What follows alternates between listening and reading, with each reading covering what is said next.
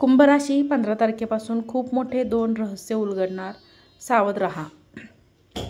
कुंभ राशी ही एक अशी राशी आहे जिच्यामध्ये संपूर्ण विश्वाची अनुभूती सामावलेली असते.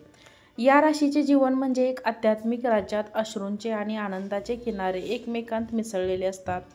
2025 सालच्या दुसऱ्या सहामाहीत विशेषतः 15 तारखेनंतर कुंभ राशींच्या जीवनात अशी काही घटना घडणार आहे की ज्यामुळे त्यांचे डोळे पाणवल्याशिवाय राहणार नाही.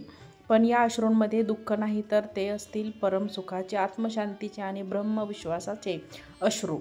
ज्या भक्ताला व्हिडिओ आवडेल आणि कमेंट बॉक्समध्ये मनात आयुष्यातील संक्रमण स्वामी समर्थ लिहील त्या भक्तावर स्वामींचा श्री स्वामी समर्थ लिहा.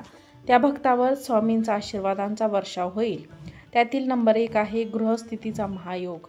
सिंह राशीच्या आयुष्यातील संक्रमण बिंदू 2025च्या जून महिन्यात एक अद्भुत योग तयार होत आहे. गुरु कुंभ राशी प्रवेश करतोय आणि नेपच्यून त्याच राशीत स्थिर होतोय. गुरु म्हणजे ज्ञान, विस्तार आणि आध्यात्मिक उन्नतीचा प्रतिनिधी. नेपच्यून म्हणजे स्वप्न, आदर्श आणि आत्मिक देश.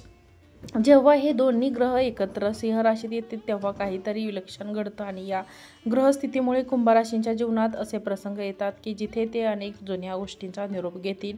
त्यांनी जे दुःख, धोके, गुपित वेदना सोसल्या आहेत त्यांचे आता एक नवीन रूप समोर येईल. या वेदनांमधून एक नवा अर्थ, एक नवी ऊर्जा आणि दिव्य प्रकाश त्यांच्या आत्म्यात जागृत होईल. आता नंबर 2 आहे ब्रह्मदेवाची योजना. गुपित उलगडणार. कुंभ राशी हे ब्रह्मदेवाची योजना पूर्ण करणारे अंतिम पात्र असतात. ते स्वतःहून काही मागत नाहीत, पण ब्रह्मांड त्यांच्या शुद्धतेमुळे त्यांना गुण योग देतो. 10 तारखेनंतर कुंभ राशींच्या जीवनात काही अशी गोड प्रचिती येईल जिथे त्यांना असं वाटेल की हे सगळं आधीच ठरलेलं होतं. भूतकाळात ज्या गोष्टी त्यांनी गमावल्या होत्या, त्या नात्यातील तुटलेले धागे, अपूर्ण स्वप्न, आर्थिक नुकसान आणि आपलेपणाच विसरलेला स्पर्श, हे सर्व आता ब्रह्मदेवाच्या आशीर्वादाने परत येतील. पण यावेळी ते अधिक परिपूर्ण आणि सशक्त स्वरूपात करते. त्यांना केवळ भूतकाळ परत मिळणार नाही, तर नवीन भविष्यकाळ घडवण्याची संधी मिळेल. आता नंबर 3 आहे ज्योतिषशास्त्रातील योग आणि अश्रूंच्या माध्यमातून परिवर्तन. 15 तारखेच्या सुमारास चंद्र कुंभ राशीत येतो आणि चंद्र गुरु नेपच्यूनच्या त्रिवेणी संगम तयार होतो. यामुळे कुंभ राशींच्या लोकांची अंतर्मनातील गोड ऊर्जा जागृत होते. त्यांच्या स्वप्नांमध्ये अत्यंत स्पष्टता येते. दिवसा ते जे काही विचार करत असतात त्यांचे संकेत रात्रीच्या स्वप्नांमध्ये मिळतात. या कालखंडात कुंभ राशींचे लोक खूप भावनिक होतात. कधीकधी त्यांना असेही वाटते की ते कुठल्या तरी अदृश्य शक्तीकडून चालवले जात आहेत. त्यांना अचानक एखादी व्यक्ती फोन करेल जी त्यांचे आयुष्य बदलून टाकेल, किंवा जुनी अपूर्ण गोष्ट परत समोर येईल आणि त्या प्रसंगातून अश्रू उघडतील. पण हे अश्रू दुःखाचे नसतील, तर हे असतील मुक्ततेचे, शांतीचे आणि ब्रह्मतत्वाचे एकरूप होण्याचे. नंबर 4 आहे कुंभ राशींच्या अंतःकरणातील गूढ घडणार. कुंभ राशींच्या लोकांचे अंतःकरण हे सागरासारखे असते, खोल, शांत आणि गोड. पण आत्तापर्यंत त्यांनी त्यांच्या भावनांना दाबून ठेवलं होतं. त्यांनी अनेक गोष्टी सहन केल्या, तेही न बोलता. आता मात्र 20 तारखेनंतर त्यांची भावना एक बाहेर येणार आहे. ते जणू एक आत्मवृत्तीचा प्रवास करणार आहे. कोणीतरी त्यांना समजून घेईल, त्यांच्या वेदना ऐकून घेईल आणि त्यांना असं वाटेल की मी हे प्रेम करायला पात्र आहे. त्यांची रचना काहीतरी सृजनशील घडवेल. एखादं पुस्तक, कविता, संगीत किंवा आध्यात्मिक कार्य. ती स्वतःला पुन्हा नव्याने ओळखते. नंबर 5 आहे अश्रूंचा अर्थ. स्वप्नपूर्तीचा क्षण. कुंभ राशींनी आयुष्यात अनेक स्वप्न पाहिली होती. त्यापैकी काही अपूर्ण राहिले, काहींचा हास्य केले गेले आणि काहींना वेळ मिळाला नाही. पण 25 तारखेपासून असं काय होईल की हे स्वप्न एकामागोमाग एक पूर्ण होऊ लागतील आणि त्यांना समजेल की हे सर्व ब्रह्मांडाचे नियोजन होतं. जेव्हा ते पहिलं स्वप्न पूर्ण होते तेव्हा त्यांचे डोळे अश्रूंनी भरतील आणि हा क्षण केवळ त्यांच्यासाठी असेल. ते ज्यावेळी स्वतःवर विश्वास ठेवला नव्हता, त्यांच्या पलीकडे जाऊन ब्रह्मांड आणि त्यांच्यावर विश्वास ठेवला होता, हे त्यांना जाणवेल आणि त्या जाणीवेमुळे त्यांच्या आत्म्यातून आनंदाचे अश्रू येतील.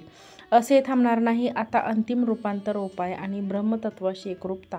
या प्रवासाचा अंतिम टप्पा म्हणजे पूर्ण आत्मबोध. 15 तारखेनंतर कुंभ राशींच्या लोकांना आपलीच नवीन ओळख सापडेल. ती ओळख असेल अधिक प्रकाशमान, अधिक शुद्ध आणि दिव्यदादा. त्यांच्या जीवनातील अनेक गुपित उलगडतील, ज्यांचा अर्थ त्यांनी वर्षानुवर्ष शोधत होते.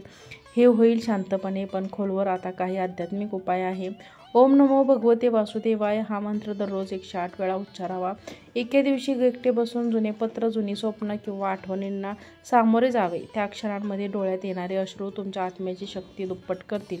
चंद्रग्रहण किंवा पौर्णिमेच्या दिवशी गंगाजल किंवा शुद्ध पाण्यात पाय भिजवून बसावे. त्यावेळी केलेली प्रार्थना ब्रह्मदेवाकडे थेट पोहोचते. अमावस्येच्या रात्री कपड्यावर बसून शांत मनाने तुमच्या आयुष्याच्या दिशेचा पुनर्विचार करावा. आता विशेष तारखा जाणून घेऊया. 15 जून भावना व्यक्त करण्यासाठी सर्वोत्तम दिवस आहे. 20 जून नाती परत येण्याची शक्यता आहे. 25 ते 30 जून आध्यात्मिक जागृतीचे दिवस आहे. 30 जूनला अंतिम निर्णय घेण्यासाठी योग्य वेळ आहे. हे लक्षात ठेवा की कुंभ राशींचा जन्म दुःख घेण्यासाठी नाही तर त्यातून उद्धार होण्यासाठी आहे. तुमचा प्रत्येक अश्रू ब्रह्मांडात एक संदेश पाठवतो आणि आता त्या संदेशांना उत्तर मिळणार आहे.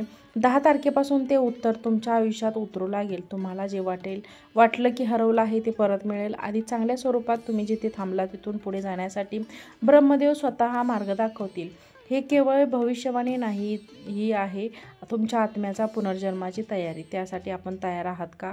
कारण आता अश्रू थांबणार नाही. आनंदाचे, मुक्ततेचे आणि आत्मप्रकाशाचे अश्रू. तर मित्रांनो, तुम्हाला ही व्हिडिओ कसा वाटला?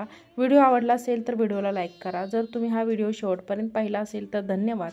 आणि असेच नवनवीन व्हिडिओज पाहण्यासाठी आमच्या चॅनलला लाईक करा, चॅनलला सबस्क्राईब करा आणि हा व्हिडिओ शेअर करा. श्री स्वामी समर्थ.